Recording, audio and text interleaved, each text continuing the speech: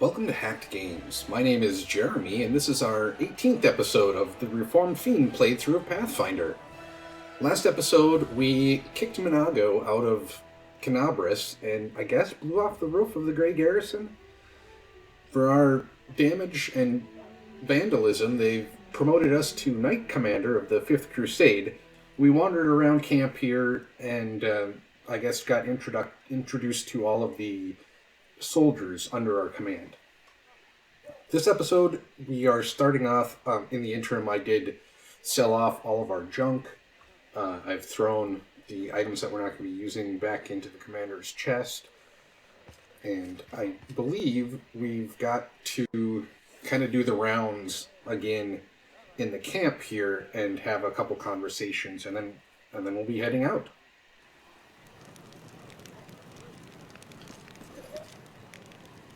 So, first stop, Irbeth. Commander, allow me to say something. Before you, this wasn't a war. It was agony, drawn out over decades. No one believed in victory anymore. When the demons attacked the city, for some reason it was a relief. At least the end had come. They laid down their weapons and surrendered without a fight. I felt the same thing. But I somehow got through on stubbornness and a vague hope that if nobody found Nevia's body, she might by some miracle have survived. And that miracle was you. You returned my beloved to me when I'd nearly lost all hope of seeing her alive again. Then you went on a suicide mission to the Grey Garrison and won the city back for us. You turned a defeat into a victory. I know it wasn't easy, but you make everything seem so effortless. You do everything just like that. The Queen believes in your powers, too.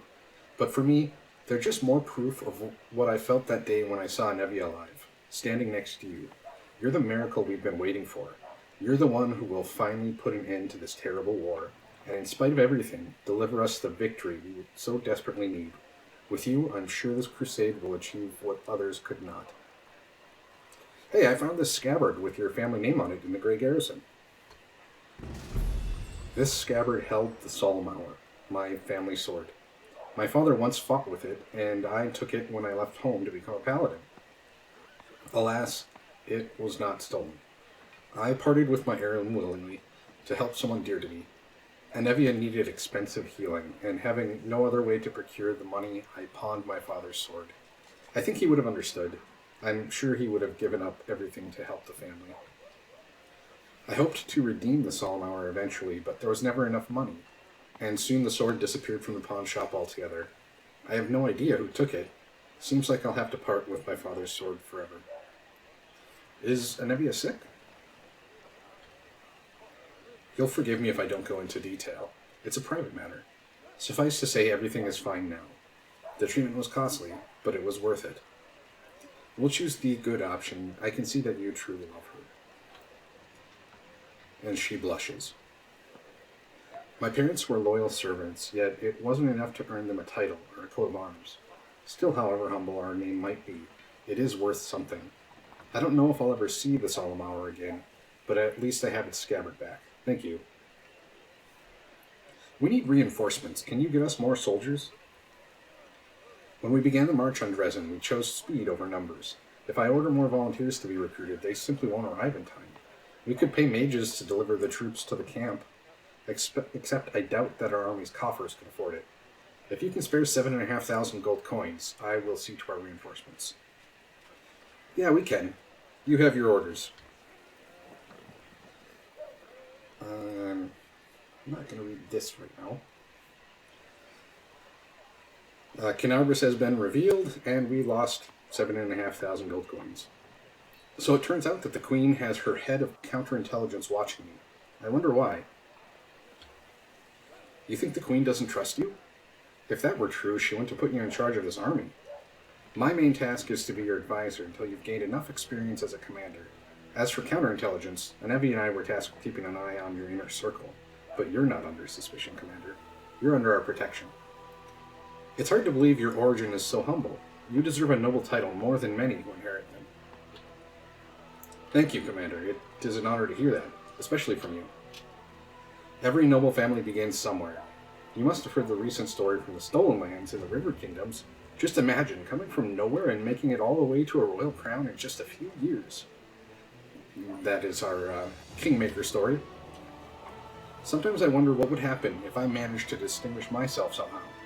But then I push away such unworthy, selfish thoughts, of course. We don't fight for rewards. The fate of the world is at stake. And yet... Alright, well, I have to go. If we do find your sword, we'll get that back to you too. I have to go into your tent and see if there's anything extra to steal. There is a little bit of extra stuff.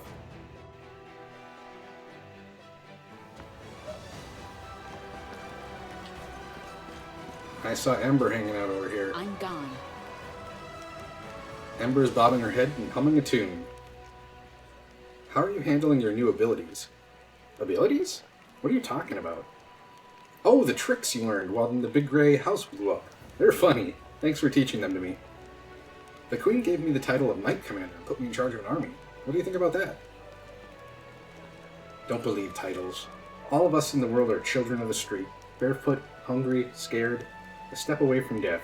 Some imagine they're strong and rich like gods, but don't forget who you really are, behind the title. Alright, well, I have to go. So go! And it looks like there are going to be some things that we can loot extra. We met Nura. Let's see if she's in her tent here. She is. There's some extra stuff to steal right in front of her, though.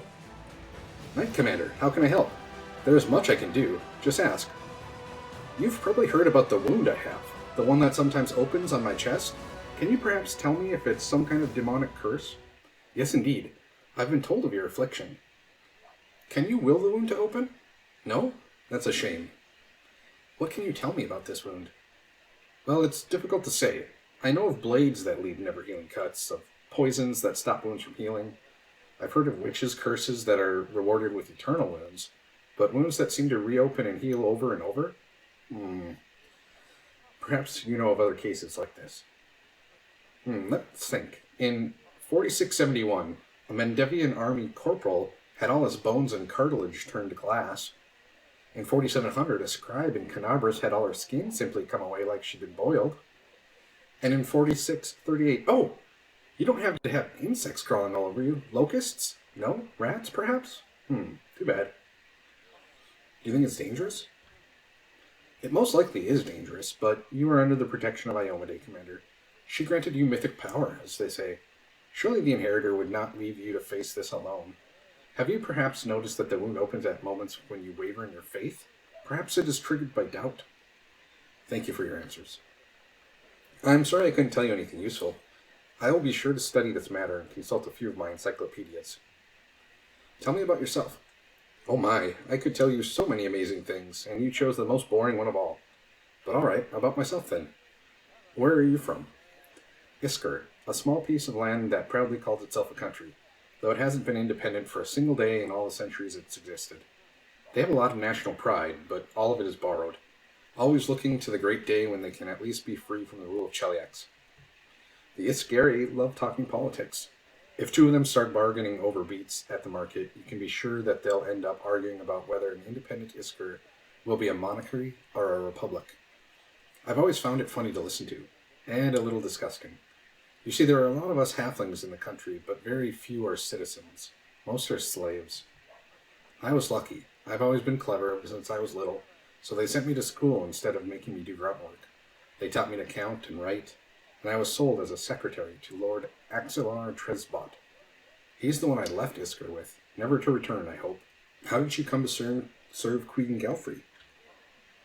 I was the slave of Lord Axilar Tresbot in Isker, my homeland. Oh, what a man he was. He towered over his fellows like a rock over a garbage heap. A true hero. He bought me as a simple secretary, but he made me learn the history of the world wound. All of it, one volume after another. He hired tutors for me, even sent me to meet prominent historians. He didn't want a simple slave, but a slave with an impeccable education. Lord Tresbot was going on a crusade. He firmly believed that the servants of the good gods were weak, and only a follower of Asmodeus could stand against the demon invasion. He took me along as a secretary, a historian, and most importantly, he entrusted me with recording his glorious story for future generations. In his crusade, Lord Cresbot performed many brave feats, but even he could not stand against the Whirlwind alone. In his final battle with the demons, when my lord realized he was doomed, his final act was to cover my retreat so that I could tell the world of his great deeds. Some people have said what he did was not heroic, just an arrogant moron puffing himself up one last time. But I say curse their tongues. My difficult journey ended in Mendiv, where I found my freedom. There I published Lord Cresbot's biography, and I don't want to boast, but who am I kidding? Of course I do. The book sold in great numbers and made me rather famous for a time. That's what brought me to the Queen's attention. She invited me to her court. After all, she was curious about my deceased lord, and she was in great need of an expert on the history of the Whirlwind. I hope you'll find me useful as well. So you're not just a historian, but a writer too. Will you write a book about this crusade? Haha, why not? As soon as we finish off the demons, I'll get right to it. Just take care that you don't end up like Lord Cresbot. Do you worship any deity? When I was a slave in Iskar, they would beat me with a stick to force me into believing in Asmodeus. They hit me and said it was for my own good. Ever since then, I don't like temples. I realize there are different gods, like Desna or Caden, who teach goodness and freedom, but it's just, as soon as I smell frankincense, I see the slave driver's stick. Maybe one day, I'll be able to turn to a deity without cringing from a blow for not being reverent enough. But for now I let others pray for me. Oh, it looks like we failed a perception check. Nura wanted to add something, but let the painful subject drop. We needed to roll one higher. We needed a 6. Thank you for your answers. You're welcome, but you should ask me about something more interesting. Tell me the history of the Whirlwind. Oh, I could talk about hours for that. What exactly do you want to know? Tell me about Old Sarkoris. It was an unforgiving country, inhabited by numerous tribes of Kelid barbarians. Imagine Numeria, but without the Metal Mountains or the realm of the Mammoth Lords, but with a milder climate. That's Sarkoris. The country was ruled by priests of forgotten deities and shamans. It's said that even back then, before the Whirlwind, the boundary between worlds was especially thin in this region. Since ancient times, Daskari had his claws sunk deep into the minds of the locals. His cults thrived here for many centuries. Aridin tried to stamp them out, but in the end, of course, he passed away. How did the Whirlwind come to be? It happened the year Aridin died, 4606, a little over a century ago. No one knows if the timing was coincidental or if there's some connection with Aridin's death, but I'll tell you what we do know. The priests and shamans who ruled Sarkoris hated arcane magic and all who practiced it. Wizards and sorcerers were driven from the land, or worse. One of their prisons held a witch named Arilu Vorlesh. We know nothing about her besides her name, and of course the atrocities she committed. By some unknown method, she managed to harness the terrible power of the demon lord Daskari. Together they tore open the barrier between worlds, opening a rift to the abyss in the very middle of Sarkoris. The Whirlwind, slowly but mercilessly expanded, devouring more and more land. In a matter of years, Sarkoris was a memory. Sometimes I think, what did they do to Arilu in that prison? Just imagine, she was ready to give herself to the abyss. If only the demons might devour her torturers along with her. To imagine such hatred, it terrifies me. Tell me about the First Crusade. It began in 4622. Yes, it took the church and the secular authorities nearly 2 decades and hundreds of thousands of lives before they decided to take action. In the meantime, Sarkoris was only supported by handfuls of volunteers. By the time the Crusade began, the demons had already invaded Mendiv. The Crusaders pushed them back in what must have seemed a total triumph at the time. The forces of good easily crushing the demons on all fronts. They erected Dresden on the lands they conquered, an indestructible fortress, and the capital of the Crusader movement. In 4630, 8 years after it began, the First Crusade was declared victorious. It was the first triumph of the Crusaders, and unfortunately the last. Tell me about the Second Crusade. In 4638, the Whirlwind suddenly started expanding, and a new wave of demons appeared. The Crusaders were all but delighted. Last time they had routed the forces of the Abyss, and they welcomed another chance to prove themselves. But this time, everything was different. Instead of scattered gangs, they faced a large and organized army. Dresden was besieged, and the Crusaders lost all the lands they'd won back before. They had to retreat, and all that remained of Sarkoris was left to the demons. But while the monsters were devouring the unprotected lands, the Crusaders erected a chain of wardstones along the border of the Whirlwind. We have Iomedae and her herald to thank for their help. It was the Second Crusade's only victory, but it halted the rune's growth. The catastrophe had become a stalemate, at the cost of tremendous sacrifices. Tell me about the Third Crusade. About 50 years after the opening of the World Wound, Dascari found an ally. Baphomet entered the war, a cunning, insidious demon lord who prefers deception over conquest. He sets his enemies against each other and lures the virtuous onto the path of wickedness. Traitors appeared among the Crusaders, secret agents of his cults. For a time, no one suspected a thing, even as they watched helplessly as the Crusader movement fell to ruin. Where once valor proudly stood, now greed and dumb cruelty reigned, and outrage was drowned in apathy. In 4665, the Church announced a new crusade, hoping to boost morale. They didn't succeed, to put it mildly. Some fought the demons in earnest, and for a time they even dared hope to retake Dresden.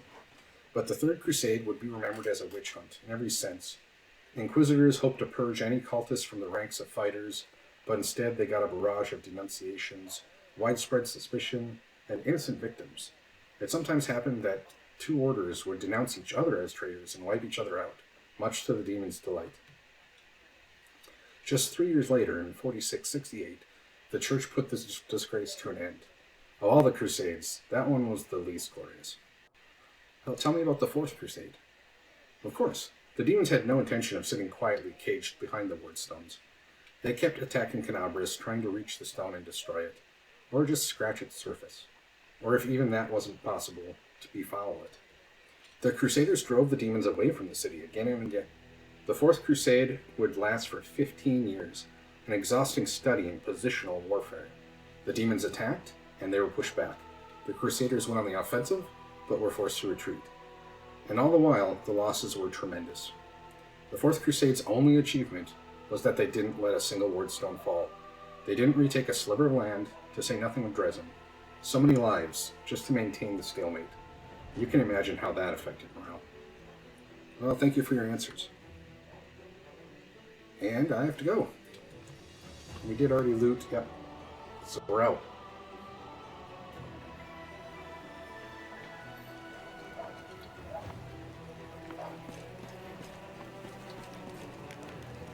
And we've got a mysterious elf over here talking to Wilser. Let's talk to her.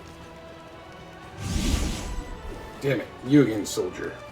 And she's out. What can I do for you? I saw you talking to the girl hiding her face. Who was she and what did she want? I don't know, Commander. She never introduced herself, but I bet she's not a part of our army. I know all of our soldiers by name and sight. She was looking for some elf, volunteer. Wanted to know which tent he was sleeping in. At first I thought she was a messenger from Mendev. She definitely wasn't one of us. But now I see how it all looks mighty shifty. She was some sort of spy then. Alright, Wilser, let's see your stuff real quick here. Camping supplies and rations. So he has no... This actually might be good for us to put on one of our pets. We do have 42,000 monies right now. Competence bonus. Oh, but only against flying.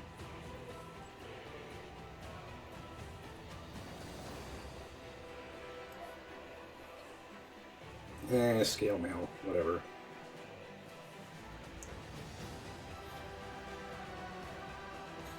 So we do have access to full plate +1 there.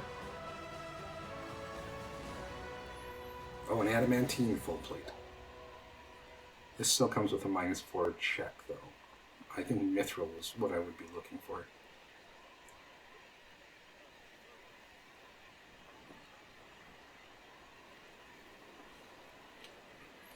This would be good against most of the monster-type enemies that we fight. It would be equivalent to 10 armor class. But I don't need it right now, so let's talk to this blacksmith guy. This is the guy that I sold all my junk to, so he's the guy we're going to be selling junk to. I don't want this dexterity one throughout this section, I guess. Let's see, this is all my junk.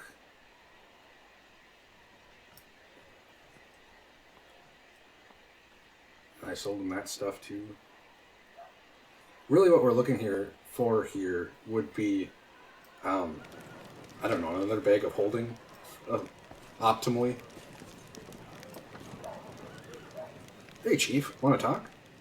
What do you think of my new powers? You mean what you did back there? I have a few ideas. We could send you to Patax Underground Fighting Arena. Give you a scary name like Swift Sting, or something like that. Give you a great cover story. Enemies burn down your house. You're avenging your dead family. The public eat that stuff up. You'll wear a shiny, eye-catching outfit. Or a black one, if you like black better. We'll split the prize money 60-40. 60 for me, of course. You know, arranging fights isn't easy. Those people are tough. I'll be taking more risk than you. And after we get set up in Patax, we'll tour different cities, make some real money. What, you don't like the sound of it? Any other suggestions? I got one more. Have you heard of Razmirin? It's some land in the River Kingdoms ruled by King Razmir. A friend of mine used to live in Razmirin. He got out of there as fast as he could. Long story short, this King Razmir of theirs is a god. He keeps his people under his heel. They're all terrified of what he might do. He sits on the throne wearing some white mask, giving power to anyone. Come and take power from me, he says, so long as you believe in me. But that friend of mine, the one who fled, has a half-sister on his old man's side who's a cook in the castle, and a washerwoman who the cook plays cards with in the evenings told her a juicy rumor. Word is, Razmir isn't a god at all. He's got no powers. So here's my point. You do have powers. Pretty scary ones, too. We'll find some shabby little kingdom. I'll start some rumors. You'll show off a few tricks to wow the locals, and that's it. We'll make you a deity. But first I want you to put it in writing that I'll be your chief advisor. I'm not doing anything just on a nod. I've been there. People promise you mountains of gold, and then when it comes down to it, they're all, get lost, or I'll set the dogs on you. So, do you like the idea? I'm going to go with the good option. Call myself a god and deceive people? That's disgusting. Cleaning privies is disgusting. Deceiving an entire kingdom is an art. You're not appreciating what it is I'm offering you, Chief. I don't make offers like that to just anyone, you know. Alright, well, let's see if you have anything different in your inventory here. Locksmith. Wand. Does he have any, my brain, there we go. Yeah, let's get these. Actually, this is the one I already have on menu, I believe. We're just going to get the Empower one for now.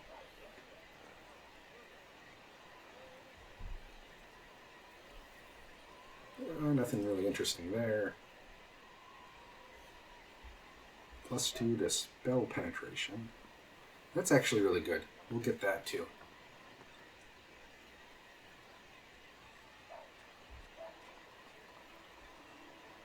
I don't think I'm really interested in any of these things.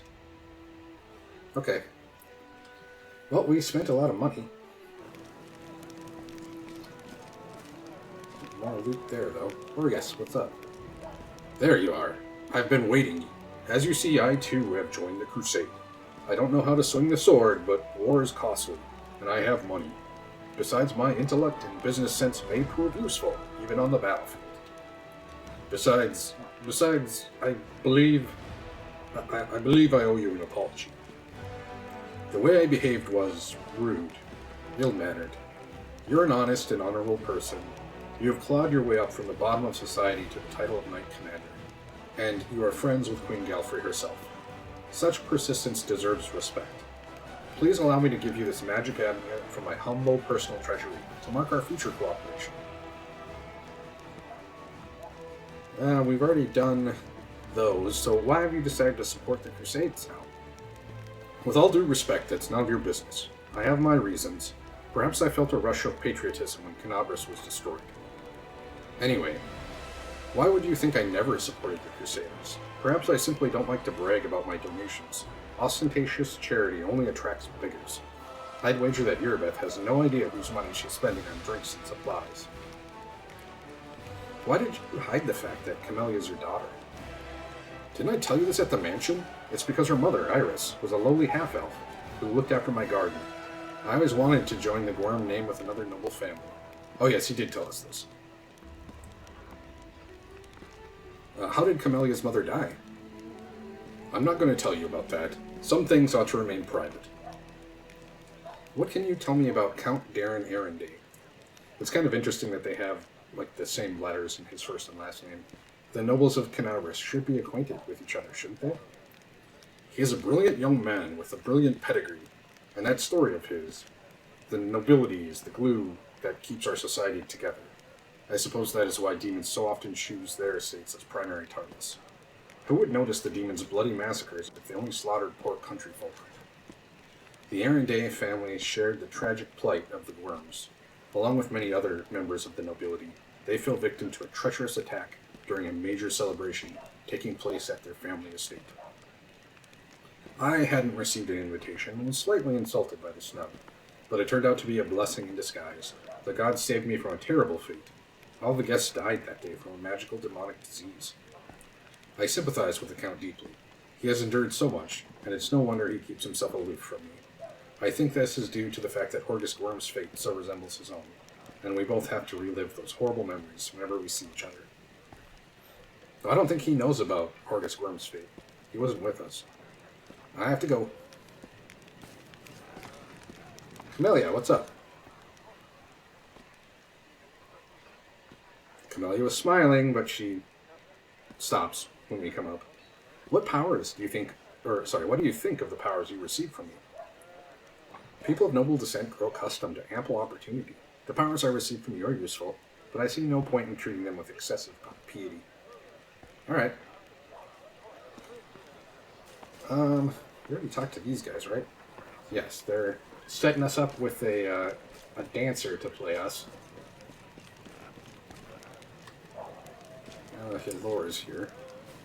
Greetings, I'm Hilor, Adventure Captain of the Pathfinder Society. I'm the superior officer among the Pathfinders in this region of Pendiv. However, the Society is running almost no operations here right now. Besides me, there are almost no Pathfinders here. Actually, I'm only stuck here because of an old feud with a demon worshipper known as the Spinner of Nightmares. I've had to work alone, without the proper support of the Society, but I've made a lot of acquaintances among the local mercenaries and daring fighters. If you need any good fighters for an honest cause, talk to me. So this guy is the guy you talk to if you want to retrain or hire mercenaries. So we'll just talk to him about Finian. Do you know anything about a Pathfinder named Finian Dismar? Let me think. Dismar. I've definitely heard the name before. Of course you have. I'm a Pathfinder too. So now you are the commander in these lands. What about Lady Auri? When I left for the wound, she had just taken up the position. I'm afraid Auri perished during the Third Crusade. Yes, now I remember. Finian Dismar went missing in the wound at the end of the Second Crusade. His name has been on the lists of the fallen for a while. Here I am, alive and well. Write in your list that I'm back, and I'll file a detailed report about everything that happened to me. I knew it was a misunderstanding, but now everything will return to normal. I need to write my folks. They probably think I'm dead too. Poor lad. But such is the fate of a Pathfinder. We face the unknown, but sometimes the unknown wins, and our mind cannot take it. Alright, I have to go. Follow my steps. Alrighty, let's see. Crusader. Sakanenia. Girl, there you are. Very good, just in time. You'll be delighted to know that I need you for an experiment. So the great garrison stands roofless. Demons are running for the hills with their tails between their legs. Mendiv's queen, what's her name? It's on the tip of my... yes, Gelfrey, is scurrying to and fro, and all this is somehow connected to you, my loyal follower. Thus far, there is no scientific evidence of your exceptionality, if one discounts blind faith and divine intervention, which I do. We people of science refuse to believe in the inexplicable without any proof. We are the ones who explain the inexplicable. And therefore, open your mouth and say ah for me. Alright, open my mouth and say ah. Alright, your throat's fine, tongue looks perfectly normal, your breath. The smell is in line with the regular functioning of the digestive system. Now for your teeth. No detectable alterations. By the way, did you know that many individuals, while being wholly civilized, representatives of their races, still have an amazingly powerful bite? Which we probably should. If someone gets on my nerves, I can bite hard enough. Can you? We definitely must test that someday, but not now. We are conducting an experiment of a different kind. Moving on. Alright, what do we do next? Ears. Let's check your hearing. Testing! Your hearing is fine, or was fine, but don't worry, it's scientifically proven that it should return to normal soon. Next. Eyes are clear, posture is satisfactory, limb length is standard, no lice. You're the picture of health. It's a pity, I was expecting to find some anomaly. Well, now let's assess your mental state. Imagine a hypothetical situation. You are a tree. 2 squirrels have found their way into your hollow and are now copulating in there. What do you do? I'll do precisely nothing, because I'm a tree. An unconscious act of withdrawal, along with a lack of trust in your own abilities, or perhaps just a healthy dose of pragmatism. On to the next question, another hypothetical situation. You are a tomato. You have just been picked from the vegetable patch and put into a crate. You know that today the cook will use half the tomatoes from your crate to make soup. What do you do? We're going to choose there's nothing I can do. I'm a tomato. An unconscious act of withdrawal. Inability or unwillingness to see something bigger behind something smaller. Alright, I understand. On the surface, it appears you don't really believe in your ability to change things. But in fact, you are a strong pragmatist who knows perfectly well what you can and can't do. Your reasoning is that of a mortal. One who is capable of achieving a great deal, though you will deny even that. On that note, I deem this experiment complete. Thank you for your participation. And yet, you remain a puzzle to me. I love puzzles. One of these days I will solve you completely, unless I forget. Now, I have time to answer questions. Come on, ask away.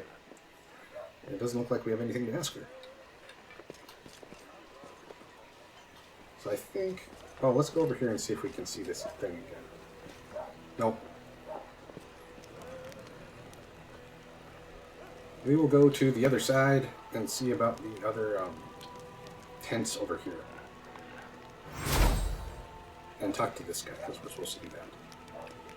Commander, let me personally congratulate you on your new title, and thank you for your time in advance. I am Leodor Hawklight, an Inquisitor of the Church of Iomade, the Bringer of Light. I require your assistance in a certain delicate matter, involving one of your companions, young Count Darren Arenday. Tell me more about yourself, Inquisitor. I want to know who I'm dealing with. I am Ulfin by birth, but I have lived in Mendev for most of my life, dedicating myself to the service of the Inheritor. My warrior brethren mostly worship Gorham, but I've never been eager to fight for the sake of battle alone. I was a good fighter in my early youth and could easily best most of my peers, but I didn't enjoy showing off my skills. Victory is bland on its own. Purpose adds flavor to war. I can't say that I have always been a faithful sword of Iomade. Back in my mercenary days, fate brought me to the borders of Mendev, where I spent quite a long time among the Crusaders. Fighting shoulder to shoulder with my righteous comrades in arms, watching demons commit their atrocities, eventually led me to something I have been seeking my whole life. Purpose and faith. That is how I found my calling. Even though it may be hard at times, I've never regretted my decisions. Well, what brings you here? I ask you to assist the Church of Iomade in an investigation of the utmost importance. I understand that the leader of the Crusade has plenty of other matters to attend to, but please allow me to tell you the details. Perhaps it will explain why I am calling upon you. I suppose that you have already heard about Count Arenday's story. I refer to the tragedy at the Heaven's Edge estate. Tell me what happened at Heaven's Edge. About 10 years ago, several powerful demons managed to penetrate the Wardstone Barrier and commit mass murder of all the guests who attended the feast in celebration of a young Darren's birthday. The unknown magical disease they had brought wiped out the whole estate in less than a day.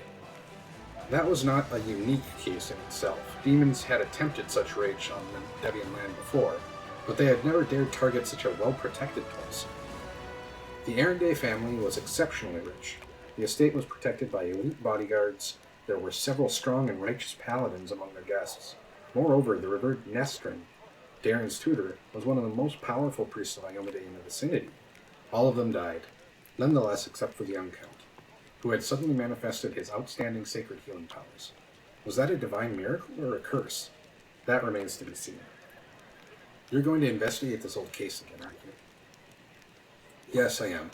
I have several reasons to doubt the widely shared account of what exactly happened at the estate and how it happened. You see, Commander, I was among those sent to examine the estate after the incident. I saw everything with my own eyes, and I still remember it clearly, even though it feels like it happened a lifetime ago. Heaven's Edge was a unique place that still carried the spirit of old Mendev. meant of before the World Wound. And yet, on that day, it turned into a labyrinth house of horrors, like something only seen in our nightmares. Apologies for the digression. I wanted to tell you about my suspicions. Everything about the incident seemed odd. Why was the only person left alive a young boy with a newfound talent for divine magic? Why did nobody send to Canabras for help, even though the agony spanned many hours? We found the demons dead, with their heads cut off, when we got to the estate. How were they defeated? How did the disease kill even the paladins present at the estate, who are said to be immune to disease? If the demons had found a way to penetrate the Holy Warrior's defenses, why has this never been repeated since the tragedy at Heaven's Edge? You are the only person who can help me here, because the only living witness of those events is currently serving in your army. Your army's route will take you very near the site of the tragedy.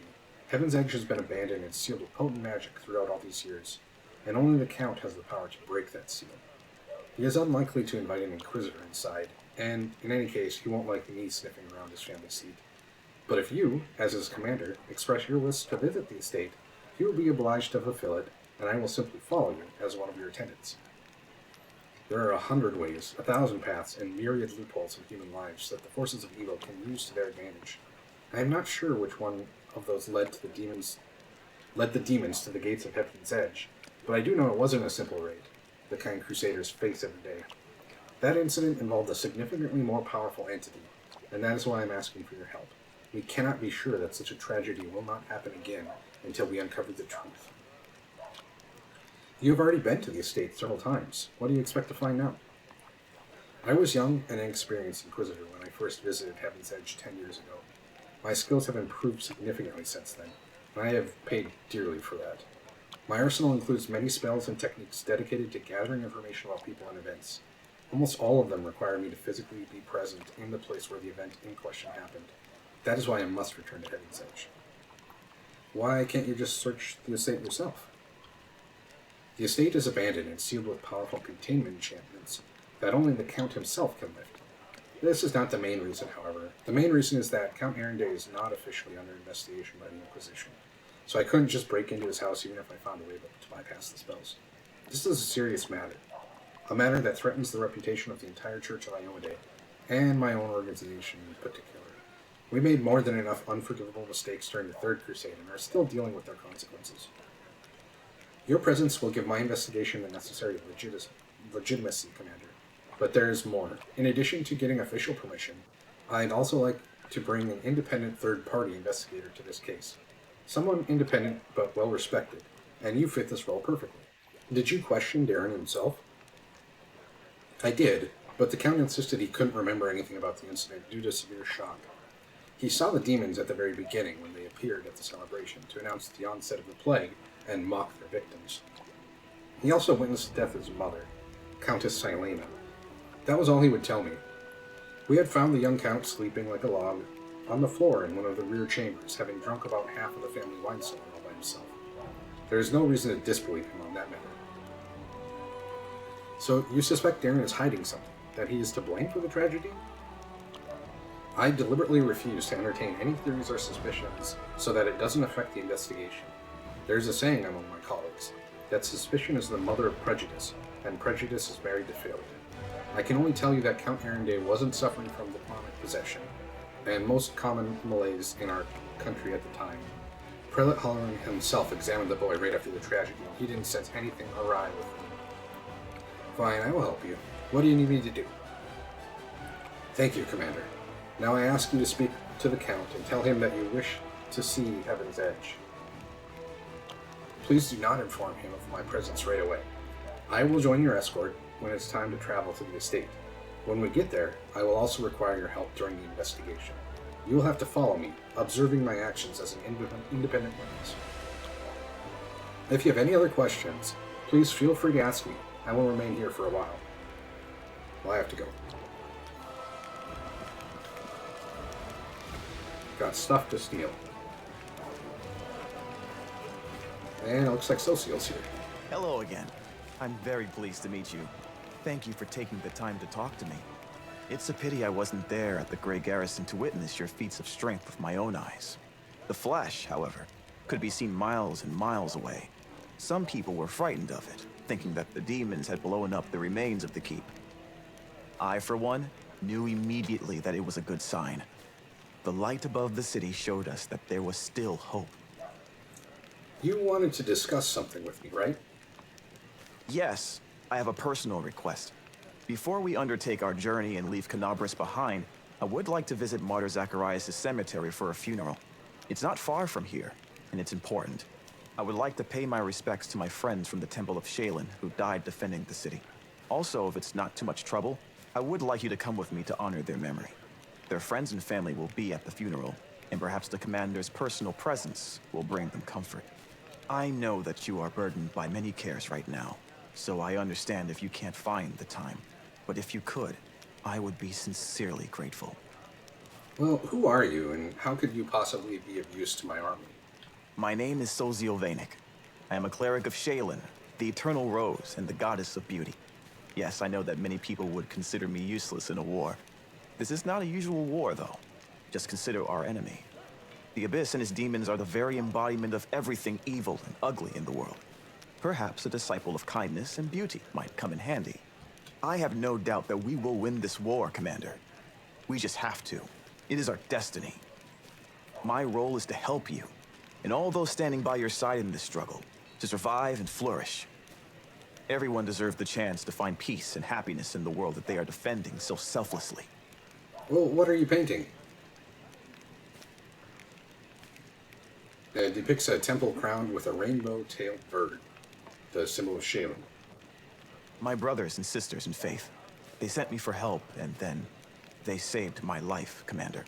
If the Prioress hadn't ordered me to escape the city and seek help, I would have died right along with them.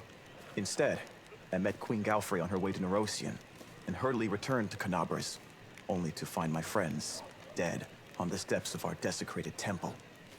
I want to draw them the way they live on in my memory. Wise, beautiful, and loyal to their goddess and their city to the very end. We'll do the lawful one here. They fulfilled their duty honorably. They did more than their duty. They gave everything they had to save others. Now it's my duty to make sure my friends and tutors did not die in vain. I will honor their sacrifice by making this world a bit more beautiful and kind. Well, what made an artist enlist in the army? Perhaps I am a true artist, or simply an amateur who defaces canvases in my spare time.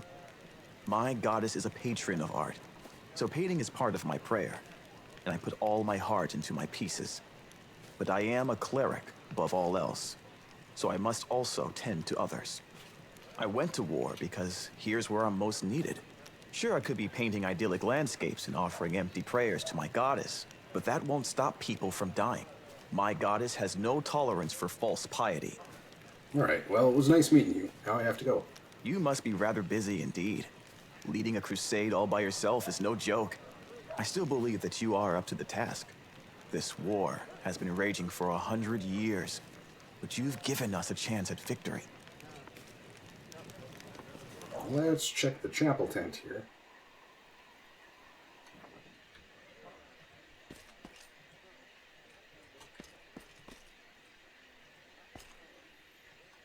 Ooh, a new recipe for cooking. That's in this one. That looks like it's it.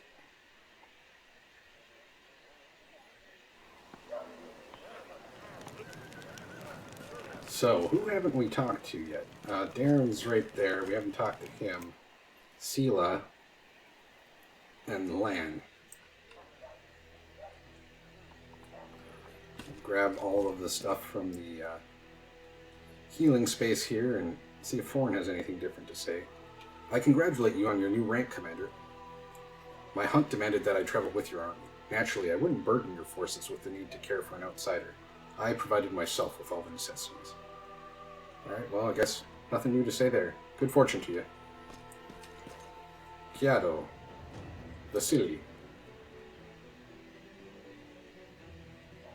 These are all the same as the ones in the... Well, let's see what he has in stock. The same as the Defender's Heart. Glowing Croissant. Oh, I already know that one. Does he have any new rods? Lesser in power. I think that's the one we bought. Isn't it? Oh yeah, it's usable. Yeah, so we already have one of those.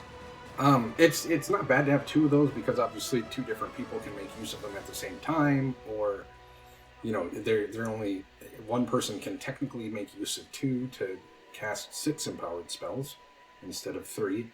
But I don't want to spend that much money on another one right now. We'll see how much use we get out of the one we have first.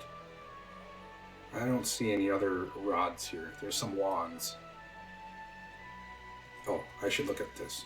So, we could get this upgrades to scroll scribing. I mean, we don't have access to level 6 spells yet anyways, but Alchemist level 4 we could get. We'll wait on that because we haven't even started making any Alchemist things, and I still think that Alchemist,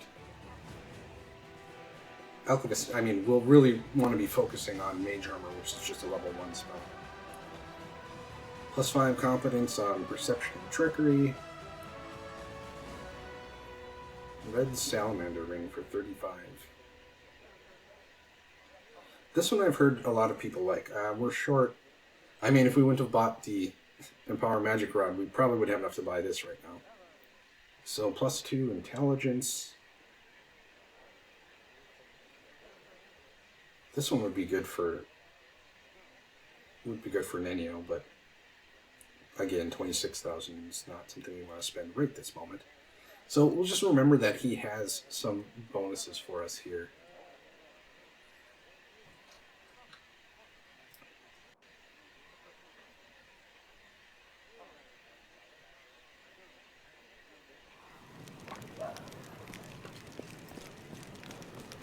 Also, just to make sure here, yeah, Sela's up here. We didn't talk to her.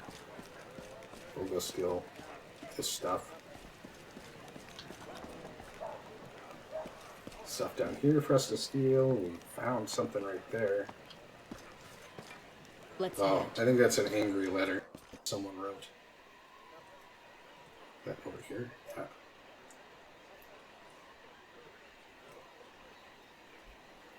So if you'd like to read this, feel free to. Someone that's pissed. And land right here. Okay, we have kind of run out of time for this episode. So we have 3 people left to talk to before we can go ahead and leave the camp. We'll do those 3 right away at the beginning of the next episode, and then we'll get outside the camp. Thank you so much for spending time with me today. If you enjoyed the video, please go ahead and click on the like button. If you'd like to see more of this type of content, please subscribe to my channel. And otherwise, I will see you next episode.